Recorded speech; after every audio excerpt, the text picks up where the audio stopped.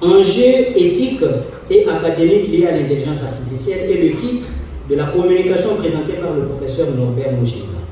L'orateur a mis en lumière la crise morale que traverse aujourd'hui le monde universitaire, marqué par la fraude, la tricherie, l'affaiblissement du rapport enseignant-enseigné et l'usage non maîtrisé des l'IA. Il a rappelé que l'éthique, entendue comme la science du bien et du mal, appliquée aux pratiques professionnelles, constitue le fondement indispensable de l'enseignement et de la recherche, reposant sur le respect de la dignité humaine, la justice, la vérité et l'honnêteté scientifique. S'appuyant sur l'éthique de la recherche, il a montré que la science ne peut plus être produite au mépris des personnes, soulignant que le plagiat constitue à la fois une faute morale, un manquement déontologique et un délit susceptible de poursuite. Face à l'essor de l'IA, il a insisté sur la nécessité de promouvoir chez les encadrants 3 vertus cardinales héritées d'Aristote: la sagesse, l'intelligence et la prudence comme piliers de la formation des chercheurs. La sagesse oriente l'intelligence, la sagesse oriente, l'intelligence permet l'adaptation aux outils nouveaux et la prudence protège contre les dérives du numérique et de l'IA, dont l'usage doit rester subordonné aux valeurs éthiques et à la dignité de la personne humaine. Il a rappelé que l'IA, bien qu'utilisant les technologies numériques et ayant apporté des contributions positives, notamment dans la gestion de la pandémie de Covid-19, demeure un outil ambivalent, porteur à la fois de progrès et de risques. C'est pourquoi l'éthique du numérique doit guider l'analyse des hypothèses, des méthodes, des finalités et des conséquences de son usage, afin d'éviter la dissociation des valeurs, source des dérives morales. En conclusion, le professeur Mouchila a plaidé pour une utilisation prudente et responsable de l'IA dans la recherche, sous la supervision active des comités d'éthique dont le rôle n'est pas de sanctionner, mais d'orienter, d'évaluer les projets et de délivrer des certificats d'éthique. Il a recommandé de conditionner la recevabilité de mémoires et thèses à des publications dans des revues indexées, de programmer un enseignement sur l'éthique du numérique à l'école doctorale et de redynamiser les comités d'éthique au sein des départements et des facultés afin de garantir une recherche à la fois innovante, responsable et moralement fondée. Le titre comme un outil de travail est que le professeur demeure responsable de définir son cadre d'utilisation et les limites éthiques. Il a mis en évidence les limites structurées de l'IA, incapacité à défendre un travail devant un jury, à observer le terrain, à développer une pensée critique originale ou à se substituer à la collecte des données. En revanche, l'IA se révèle précieuse pour synthétiser des corpus, assister à la rédaction, traduire et mettre en forme des textes, gérer la bibliographie, orienter la recherche documentaire. Des outils comme ChatGPT, Gemini, ainsi de suite, ont été cités comme auxiliaires possibles, à condition de formuler des demandes précises, notamment en exigeant des articles publiés avec auteur réel et d'OINU et en explicitant, lorsque cela est pertinent, les prompts utilisés. Sur le plan éthique, il a insisté sur la nécessité de sensibiliser les étudiants, de renforcer les évaluations orales pour vérifier la maîtrise réelle des contenus écrits et d'intégrer l'IA comme outil sans jamais en faire un substitut à la pensée critique. L'IA apparaît ainsi comme un partenaire de coproduction des connaissances, tandis que la cohérence scientifique et la responsabilité finale du raisonnement demeurent entre les mains du chercheur qui doit déclarer l'usage qu'il en fait. Les échanges qui ont suivi ces 3 communications de la journée d'hier ont permis d'approfondir les enjeux ainsi soulevés.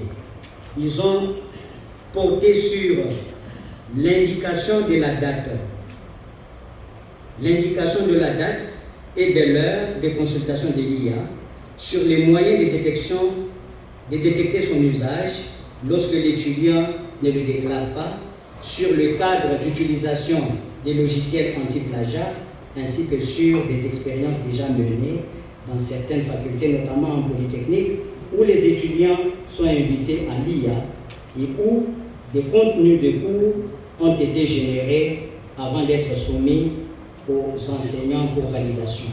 De ces discussions se dégagent plusieurs grandes orientations pour les niveaux. La création des groupes de travail interdisciplinaires chargés de recommander des outils d'IA et des modalités d'usage. La numérisation systématique de production scientifique et le double dépôt des travaux en version papier et électronique, la mise en place d'un intranet institutionnel, l'acquisition des logiciels de détection des plagiats et des contenus générés par l'IA, l'intégration d'un enseignement d'initiation à l'IA dès la première année, l'exigence d'une soumission progressive des mémoires et thèses et la création d'une cellule anti-plagiat dotée d'une charte claire et des seuils de tolérance définis. En conclusion, cette journée d'hier a permis de clarifier les enjeux épistémologiques, pédagogiques et institutionnels liés à l'usage de l'IA dans la direction des mémoires et de thèses.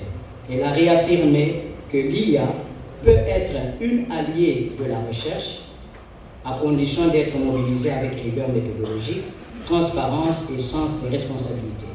L'UNILO est ainsi invité à se doter d'un véritable cadre de gouvernance de l'IA, associant formation, régulation, dispositif global du cours d'IRES, en insistant sur la distinction entre IRS/D, centré sur l'accès, l'usage et le partage de l'information scientifique, et les méthodes davantage orientées vers les étapes du processus de recherche.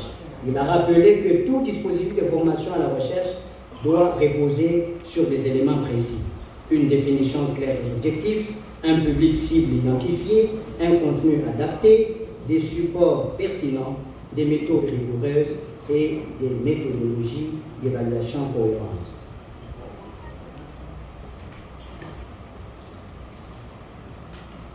Il a poursuivi son intervention en soulignant l'importance des objectifs et acquis d'apprentissage, lesquels doivent définir ce que l'étudiant est capable de faire à l'issue du cours, poser une question de recherche pertinente, élaborer un cadre théorique, mobiliser une méthodologie adéquate et produire un travail conforme aux standards de scientificité. Le contenu du cours doit, quant à lui, refléter les piliers de la recherche scientifique: problématiques, revue de littérature, cadre conceptuel, méthodologie, collecte et traitement de données, analyse et rédaction finale. Ce contenu doit être actualisé, structuré et cohérent avec les compétences recherchées. Le professeur Narcisse a également insisté sur la qualité de l'enseignant, qu'il considère comme un élément déterminant du dispositif. L'enseignant doit allier expérience scientifique, capacité pédagogique, maîtrise des outils numériques et désormais compréhension des enjeux liés à l'IA, afin de guider efficacement les apprenants dans un univers informationnel complexe. S'agissant des modes d'enseignement, il a plaidé pour une approche diversifiée intégrant exposés magistraux, travaux dirigés, pratiques documentaires, ateliers, évaluation formative et usage pertinent des technologies numériques. L'IA, selon lui, doit être intégrée comme outil d'appoint, mais jamais comme substitut du raisonnement scientifique. En matière d'évaluation, le professeur Narcisse a rappelé qu'elle doit mesurer l'acquisition réelle des compétences, la compétence de l'étudiant à comprendre, appliquer, analyser, systématiser et produire un travail personnel. L'évaluation doit donc être progressive, transparente et alignée sur les objectifs du cours. Enfin, dans la section de recommandations, il a souligné la nécessité d'encadrer l'usage de l'IA dans les travaux académiques, déclaration de l'usage de l'IA, vérification systématique des sources opposées, renforcement de l'éthique scientifique et formation des étudiants et des enseignants aux outils numériques. Ces recommandations visent à garantir que l'IA demeure un outil d'appui et non un vecteur de dérives méthodologiques ou de fraude académique.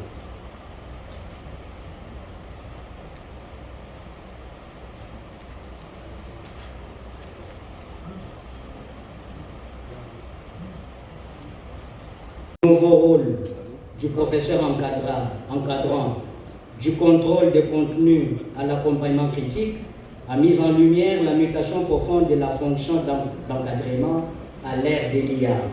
L'orateur a montré que l'IA est devenue une donnée structurante de notre époque. Elle ne se réduit plus à un simple réservoir d'informations, mais constitue une technologie générative qui participe à la rédaction et à la recomposition des savoirs. Dans ce contexte, le professeur ne peut plus se comporter comme un oracle. Il est appelé à adopter une attitude de modestie, de prudence et de dialogue en renégociant la relation pédagogique autour de la co-construction du sens. L'encadrement ne peut plus se limiter au contrôle du texte brut, volume, forme, style, qualité linguistique, parfois déjà lissé par l'IA. Il doit se déplacer vers la vérification du raisonnement scientifique lui-même, pertinence du sujet, rigueur de la question de recherche, solidité de la problématique, consistance des hypothèses, qualité de la démonstration et inscription du travail dans une filiation scientifique et un patrimoine bibliographique cohérent. Le professeur Chitungu a aussi rappelé que le plagiat est un délit et une tare éthique, et que l'IA, en recomposant des données existantes, peut aggraver les risques de reproduction non critique des textes, surtout dans les sciences humaines où les savoirs africains et congolais sont encore insuffisamment présents dans les grands corpus numériques. Il a plaidé pour une refondation des savoirs à partir de l'Afrique et pour la valorisation des auteurs congolais et africains dans l'enseignement et dans les travaux encadrés. Dans cette perspective, le professeur encadrant est appelé à devenir un véritable pédagogue du discernement qui aide l'apprenant à faire usage responsable de l'IA et à assumer pleinement la paternité intellectuelle de sa recherche. La troisième communication présentée par le professeur Pascal Simbimbi sur l'IA comme allié de la recherche documentaire, gestion de la bibliographie, analyse des données, rédaction scientifique, a adopté une approche résolument pragmatique, s'appuyant sur l'expérience de l'université Sherbrooke au Canada. L'orateur a montré que les taux d'utilisation de l'IA y sont déjà très avancés, tant chez les enseignants que chez les étudiants, alors qu'en Afrique, les données restent limitées. Il a rappelé que dans ces contextes, l'IA est considérée comme un outil de travail et que le professeur demeure responsable de définir son cadre d'utilisation et ses limites éthiques.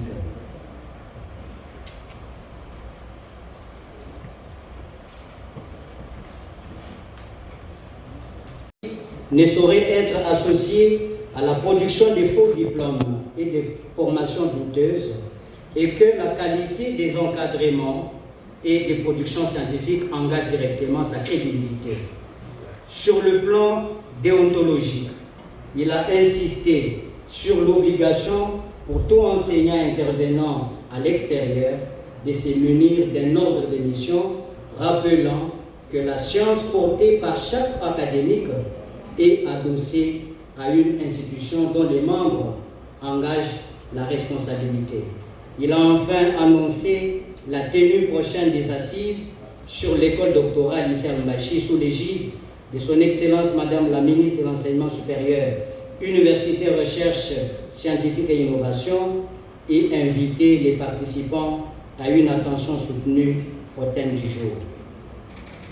La première communication présentée par le professeur ordinaire d'Ikanga Kazadi Jean-Marie portait sur la portée et les effets de l'intelligence artificielle dans la direction des mémoires et thèses. Le professeur d'Ikanga a d'abord interrogé les statuts épistémologiques de l'IA. L'orateur a montré que l'IA constitue un savoir en constitution. Elle formalise, réformule des connaissances disponibles, mais ne produit pas encore un savoir validé au sens académique strict. Elle fonctionne par probabilité, en générant des réponses plausibles, mais qui ne sont pas garanties scientifiquement. Pour autant, elle peut aider à produire le savoir en assistant les chercheurs dans l'exploitation de la littérature, la construction d'un plan, la clarification des concepts et la formulation des pistes d'analyse. Le professeur d'Ikanga a souligné que dans la démarche scientifique, l'IA doit être envisagée comme un outil d'assistance.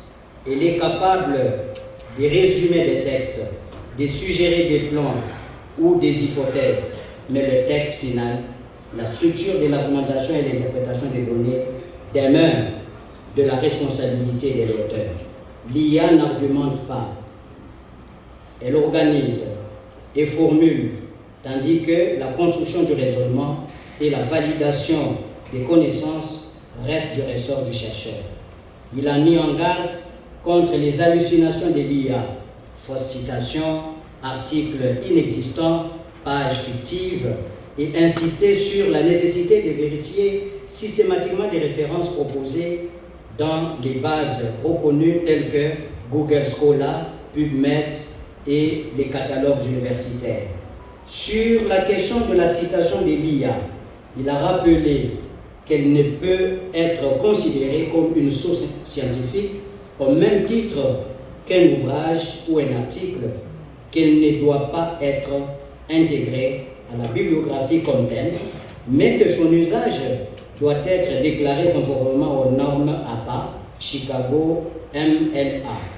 Il a souhaité que l'UNILO élabore un fascicule des bonnes pratiques en ce domaine.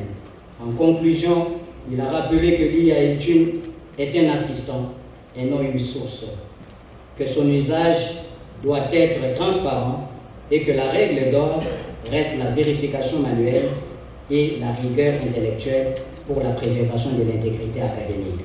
La deuxième communication présentée par le professeur Antoine Chitungu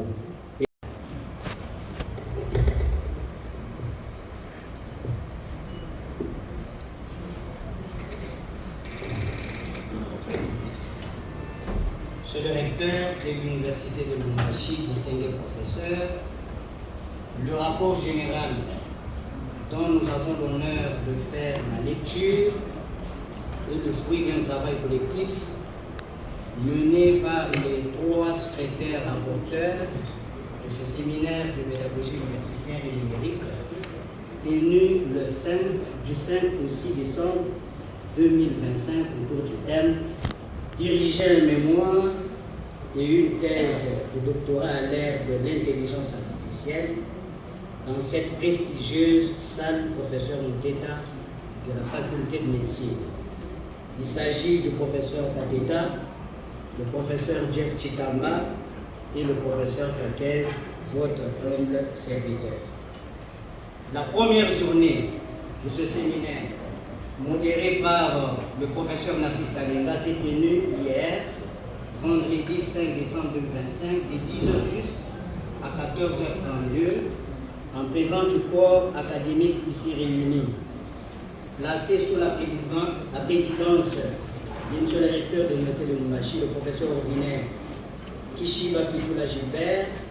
Elle a été structurée autour du mot d'ouverture de M. le recteur, des 3 communications de fond et d'échange qui ont dégagé des orientations fortes pour l'usage et la gouvernance de l'intelligence artificielle au sein de l'Université de Lubumbashi.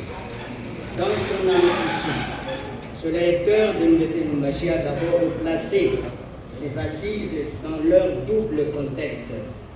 D'abord sur le plan institutionnel, il a rappelé qu'elles s'inscrivent dans la préparation de la rencontre avec la tutelle autour de l'arrêté 134 et qu'elles constituent désormais une étape incontournable pour tout membre du corps académique souhaitant diriger des mémoires, superviser des thèses ou participer au staff séminaire. Ensuite, sur le plan institutionnel, sur le plan national et géopolitique, il a souligné la concomitance de ce séminaire avec la signature à Washington d'un accord entre la République démocratique du Congo, notre pays, et le Rwanda en faveur d'une paix durable à l'est de la RDC, rappelant ainsi que l'université ne peut rester en marge des grandes dynamiques qui traversent la société congolaise. Abordant le fond du thème, ce recteur a insisté sur le fait que l'intelligence artificielle est désormais un véritable actant du monde scientifique, une infrastructure technologique de pouvoir et de savoir qui analyse, classe, compare, compose et exécute une série de tâches autrement assumées exclusivement par les chercheurs. L'IA ne remplace pas l'homme, mais reconfigure en profondeur son rôle dans la production, la validation et la transmission de la connaissance. Un texte bien rédigé par l'intelligence artificielle ne garantit ni la compréhension, ni l'approbation, ni l'originalité de celui qui le signe. De plus, l'IA n'est pas neutre. Elle s'inscrit dans des rapports de pouvoir, de contrôle et de dépendance qui imposent à l'université une anticipation lucide. Il a rappelé